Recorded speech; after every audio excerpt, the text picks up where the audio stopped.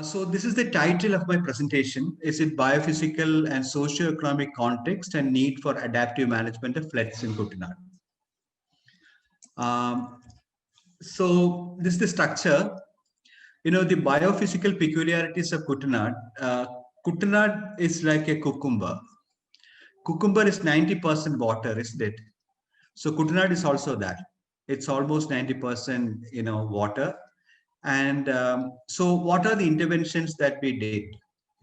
So the first intervention was that, we made rice centric development, and then we did tourism developments. Huh? So all this, we will argue that this has actually diminished the capacity of the system to take on floods. Not as a cucumber.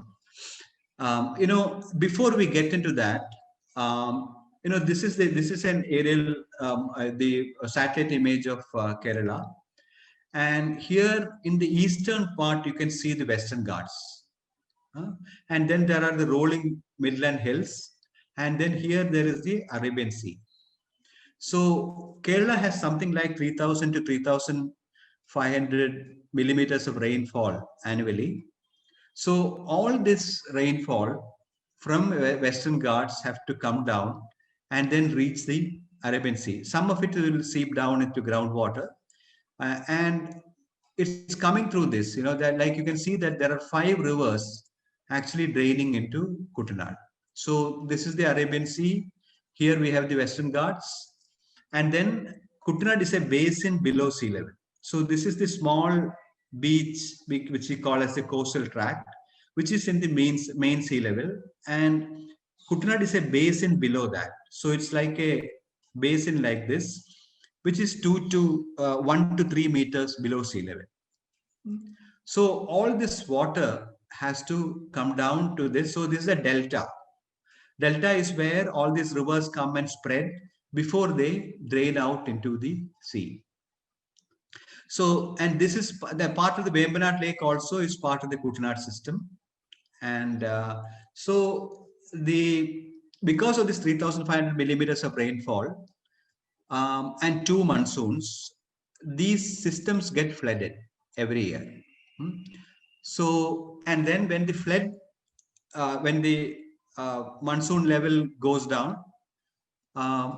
the water level also goes down here, and then comes the salinity intrusion from the sea into the system. So there is the floods and the salinity in the system. From last 200 years, the system has been made into a rice growing system. So how can you do that below sea level? So what you do this, you make bunds out of this, and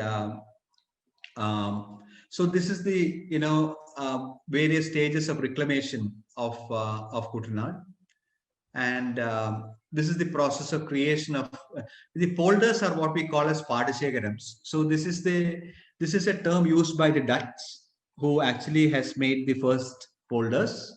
So first, what you do is, actually you make a boundary within the canal, and then what you do is you hammer coconut trees within that, and then you make 2 rows of fences again, like this.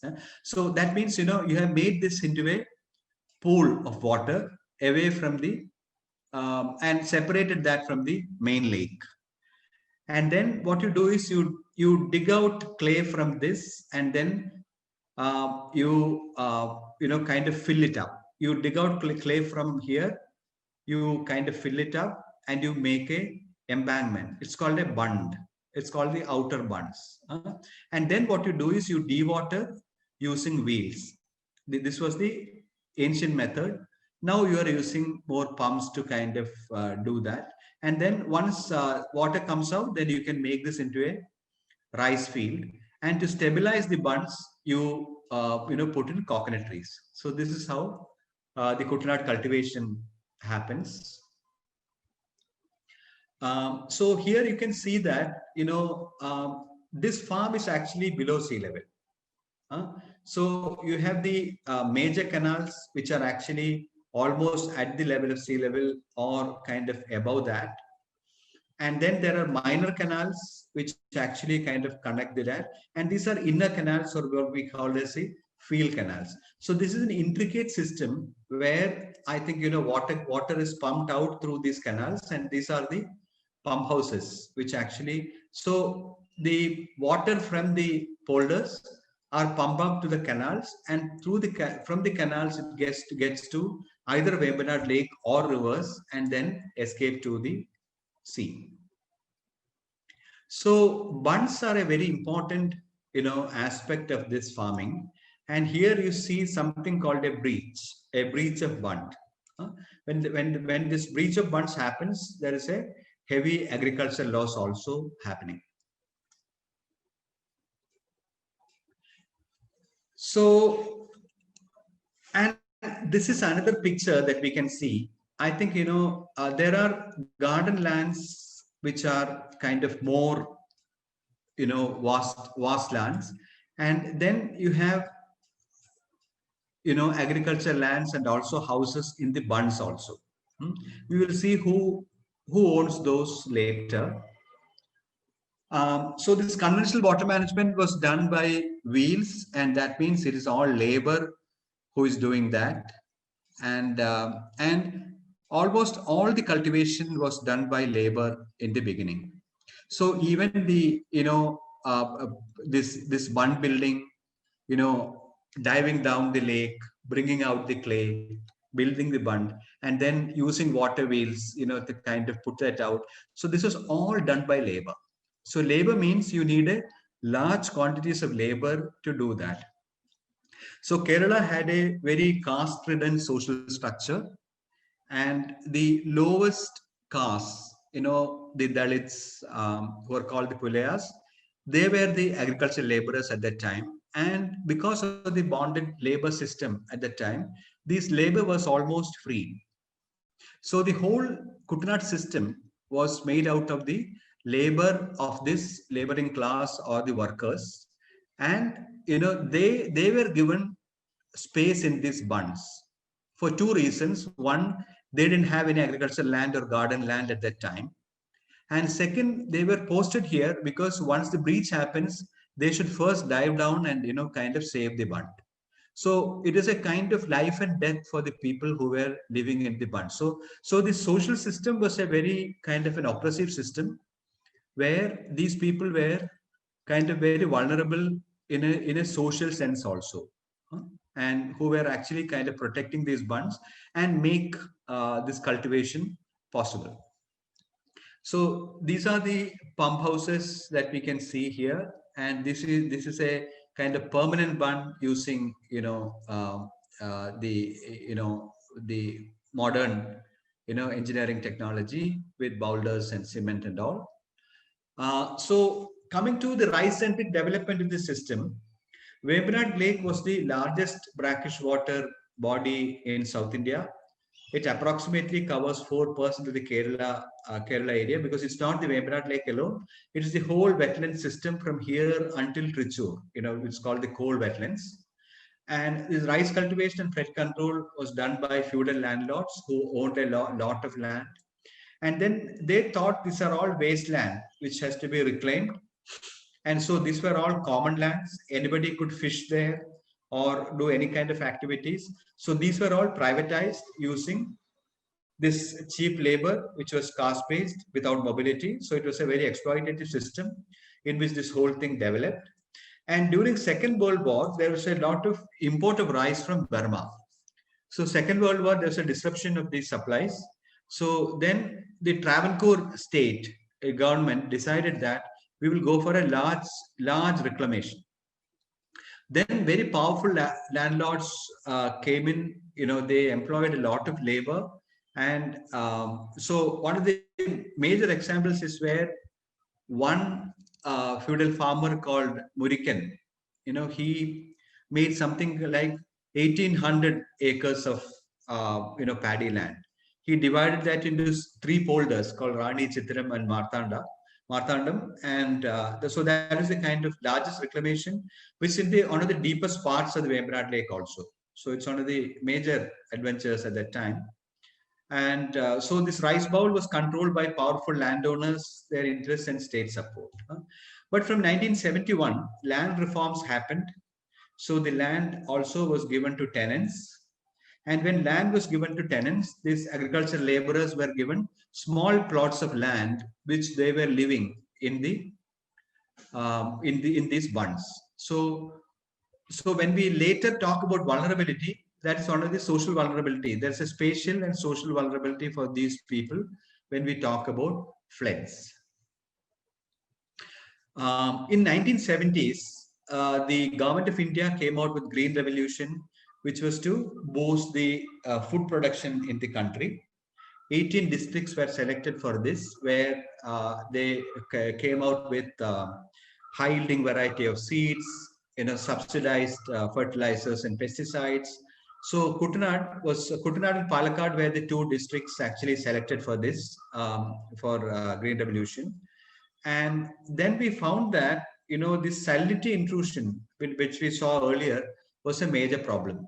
So this Tannirmukkam Bund was constructed. When we go to that earlier map, so in the narrowest portion of the lake, there was a salinity barrier constructed, so that by December the gates are put down in this, and so that no salinity from the sea can come in. And by March, this was supposed to be open, but it used to get delayed because of the delays in the agriculture calendar.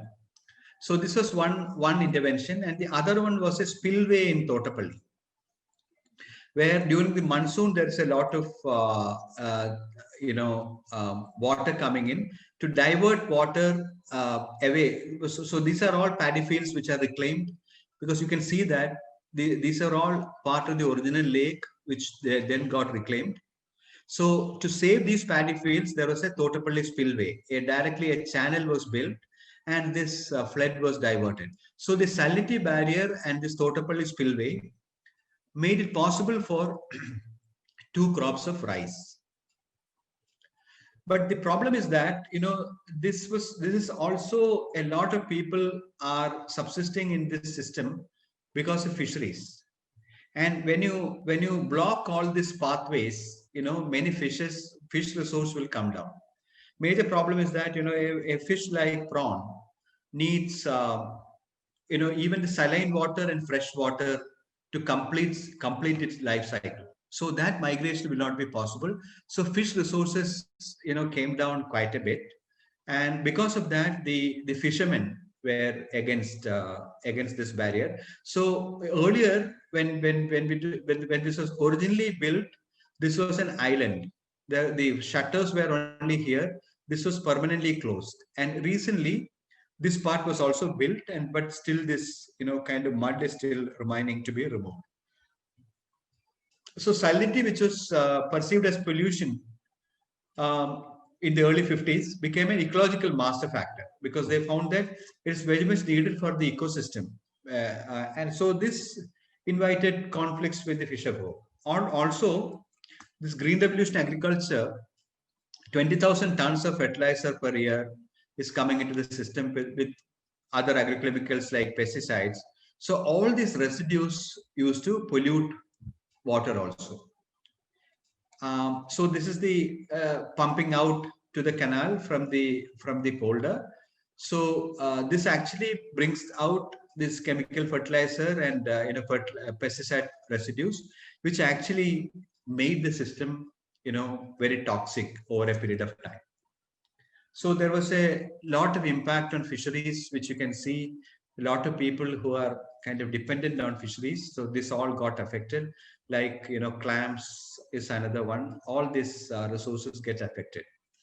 Then the second important issue was that earlier the outer bunds that were created were only earthen bunds, which used to kind of go away when the floods come in. So floods also bring in a lot of silt, which used to fertilize these paddy fields, and also cleans the paddy the fields with the toxicity that we are talking about, the fertilizer and pesticide toxicity.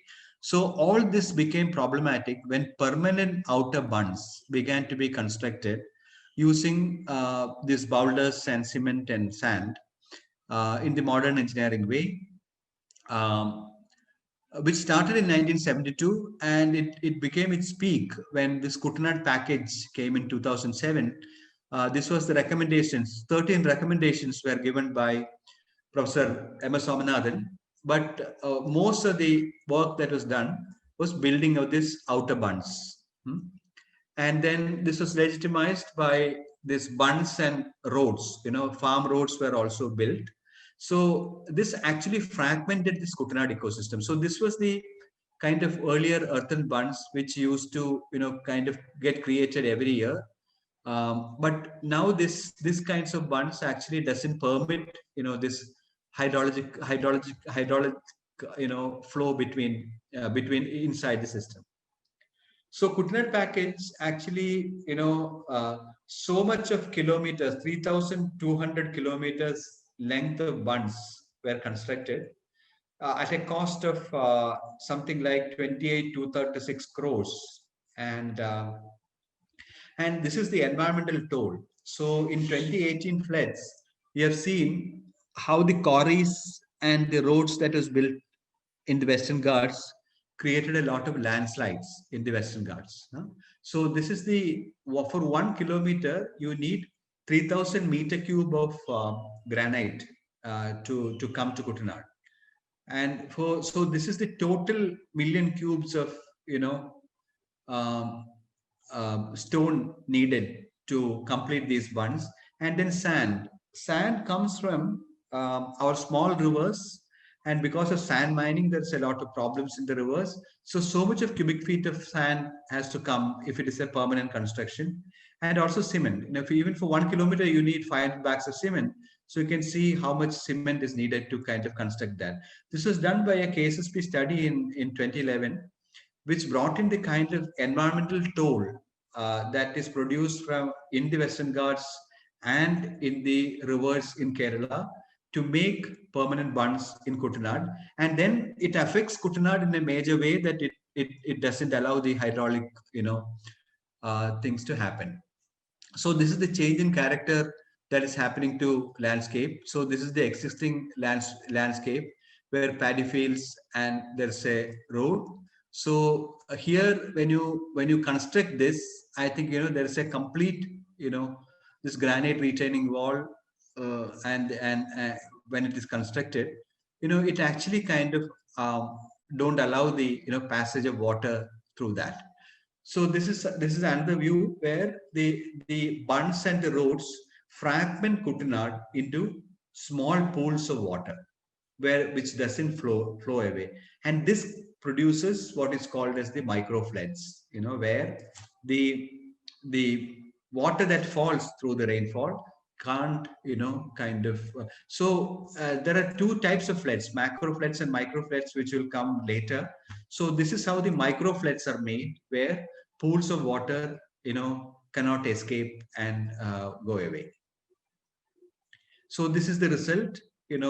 Most of the houses in Kuttanad now, with a small rain even, it gets flooded around. So the second phase of interventions came into Kuttanad with tourism, and in the 1990s, the houseboat revolution came in. Along with that, the resorts also. So this is an example of a resort, which then doesn't allow these kinds of passages. They privatize this. So this is one of the studies that we have done. Actually, it contributes a lot to the economy, the houseboat tourism. Huh? But the canals become crowded, and then there is no sanitation facility available. So this pollution gets a major problem. And then we found that there are many legal and regulatory aspects of environmental protection. There's a pollution control board. They collect water quality samples, and they can take legal actions. But this policing is not working in Kuttanad. So what we suggested, and this is the large type of sewage and industries that come into, not going into the details because that directly doesn't, kind of is not directly related to our topic today. So this is a huge pollution that's coming in from the industrial sources, from the towns and cities around. So Weberad is a highly polluted, kind of a place.